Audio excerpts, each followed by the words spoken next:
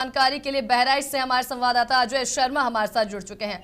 अजय, जिस तरीके से ये मुठभेड़ की खबर सामने आई है, 5 आरोपियों को पकड़ा गया है, पूरा मामला क्या है, विस्तार से बताएं।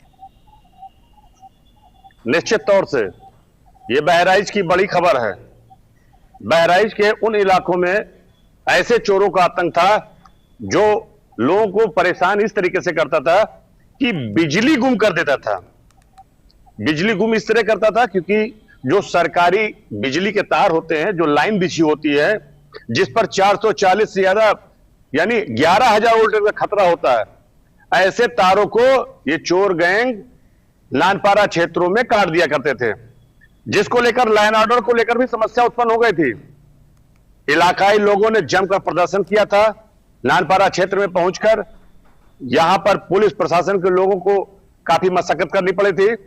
लगातार हो रही चोरियां, उसके साथ साथ यह इस तरीके की नायाब चोरी कि तार काटकर उसे बेचते थे, क्योंकि ये महंगे तार होते हैं, कबाड़ियों के माध्यम से फैक्ट्रियों तक सप्लाई कर दी जाते थे।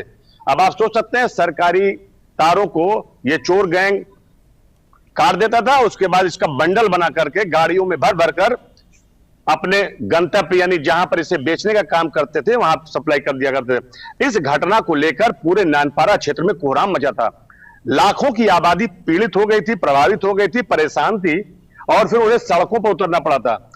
प्रशासनिक अफसर की जद्दोजहद करनी पड़ी थी और जिस तरीके का लॉ एंड ऑर्डर बिगड़ने की स्थितियां बन गई थी, जिसको लेकर बहराइच के पुलिस अधीक्षक विश्वजीत श्रीवास्तव और अपर पुलिस अधीक्षक यानी एसपी क्राइम डीपी तिवारी, इन लोगों ने व्यूह रचना की और एसओजी और नानपारा पुलिस को एक संयुक्त ऑपरेशन करने के निर्देश दिए। उसके बाद यह पता चला कि नानपारा क्षेत्र के अंदर एक गिरोह आया हुआ है और फिर किसी इलाके का तार काटेगा और बंडल बनाकर कहीं बेचने की तैयारी है। इसको लेकर के घेराबंदी हुई, यानी आधा दर्जन से ज्यादा बदमाश गाड़ी में सवार होकर आए थे। पुलिस ने इन्हें खदेड़ने का प्रयास किया और दूसरी तरफ से गोलियां चलाई अपराधियों ने। फिर बचाव पक्ष में पुलिस ने भी उनको ठोक दिया, जिसमें एक के पैर में गोली लगी, जिसका नाम कदीर है, बाराबंकी निवासी है। उसमें कुछ सीतापुर के थे, कुछ लखीमपुर के थे, एक फरार है अभी, यानी एक फरार है, उसके साथ भी कुछ भी हो सकता है। सरकार के निर्देश साफ है। अब आप जानते हैं क्या हो सकता है। एक को इनकाउंटर में घायल किया गया है। ठीक है, लेकिन अजय, जिस तरीके से इस तरीके की बड़ी चोरी किया करते थे, बिजली का तार बेच दिया करते थे, सरकारी खजाने से चोरी हुई है, तो क्या इसकी पहले भी शिकायत की जा चुकी है? और अगर शिकायत की गई है, कब से एक्टिव थे और इस पर इतना समय क्यों लग गया संज्ञान लेने में?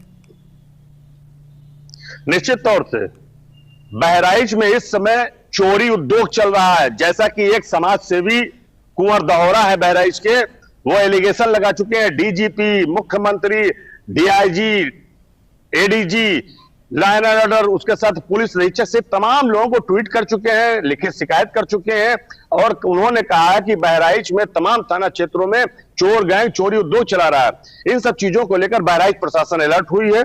उसके बाद ये कार्रवाइयां देखने को मिल रही है, क्योंकि माहौल काफी तल्ख होने लगा। जब इलाकों में ये सूचना आने लगी कि यहां चोरी हुई, वहां चोरी हुई, अब ये नायाब चोरी यानी तार चोरी शुरू हो गया।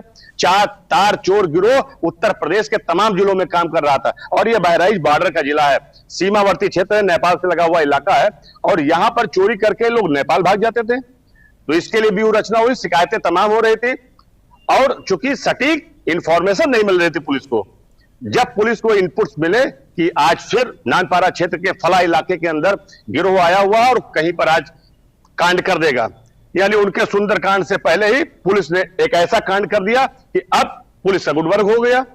लेकिन समाज के अंदर मैसेज साफ गया है कि उत्तर प्रदेश में योगी सरकार है। अपराध किसी भी तरीके का हो, अपराधी कोई भी हो, अगर वो सरकार से खेलने का प्रयास किया करेगा तो अंजाम वही होगा जो टेलीविजन स्क्रीन पर दिखाई जा रहा। यानी महुआ खबर, महुआ मुहिम जो ये दिखा रहा है खबर, महुआ न्यूज के ऑपरेशन में किस तरीके से देखिए उसके टेलीविजन स्क्रीन पर लगड़ाते हुए अपराधी गाड़ी में बैठा ले जा रहे हैं, ये जेल जा रहे हैं। अब इनका स्वागत जेल के अंदर होगा। अब आप सोच सकते हैं बहराइच के अंदर किस तरीके की स्थितियां परिस्थितियां बन गई थी। पुलिस को इस स्थिति को निपटने के लिए इनकाउंटर्स तक करने पड़े। जी ठीक है। अब अजय, इसी के साथ जो आरोपी अभी गिरफ्त में पहुंचे हैं पुलिस के, उनके तरफ से किसी तरीके की कोई जानकारी सामने आई, किस तरीके से चोरी किया करते थे और इसको कहां बेचा करते थे, क्या कुछ इस तरीके का अब तक कोई जानकारी मिला, और साथ ही क्या इनके साथ और कोई बड़ा गिरोह भी शामिल था इसमें? हाँ, निश्चित तौर से महुआ खबर ने यह सही चीज उठाई है।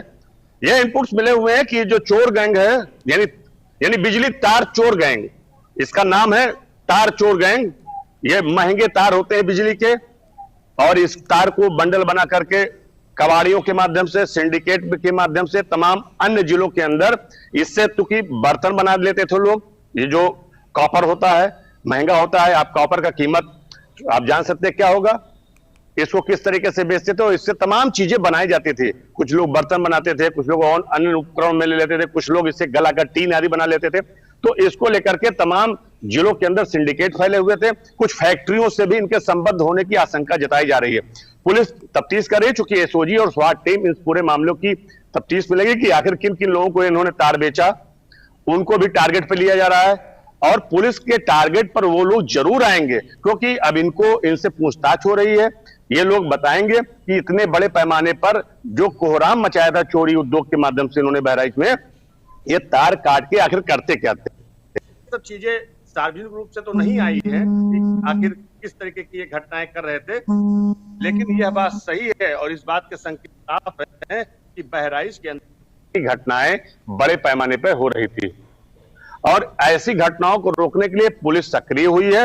और यह नजीर साफ है कि सीमावर्ती क्षेत्र में अपराध कोई भी हो, और इस तरीके के अपराध करने वाले बख्शे नहीं जाएंगे। जी ठीक है, जो बहुत धन्यवाद तमाम जानकारी साझा करने के लिए। तो चलिए इसी के साथ रुक कर लेते हैं अगली